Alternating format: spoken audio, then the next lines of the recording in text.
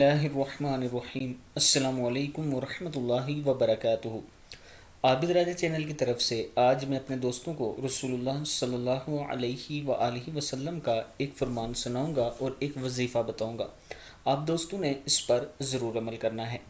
حضرت عبیدہ بن صامت رضی اللہ تعالیٰ عنہ فرماتے ہیں کہ آپ صلی اللہ علیہ وآلہ وسلم نے ارشاد فرمایا، جو شخص رات بھر جاگ کر یہ کلمات پڑھے، لا الہ الا اللہ وحدہ لا شریک لہ لہ الملک ولہ الحمد وہو علی کل شیء قدیر، سبحان اللہ والحمد للہ ولا الہ الا اللہ واللہ اکبر ولا حول ولا قوۃ الا باللہ العلی العظیم، پھر اللہم اغفر لی، یا اللہ مجھے بخش دے، کہے تو اسے بخش دیا جاتا ہے، یہ دعا مانگے تو قبول کی جاتی ہے، پھر اگر وضو کر کے نماز پڑھے تو اس کی نماز قبول ہوتی ہے۔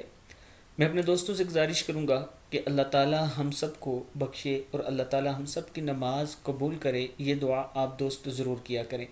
آپ دوستوں نے اس ویڈیو کو آگے ضرور شیئر کرنا ہے، اور اگر کسی دوست نے ابھی تک میرے چینل کو سبسکرائب نہیں کیا تو ضرور کر لیں۔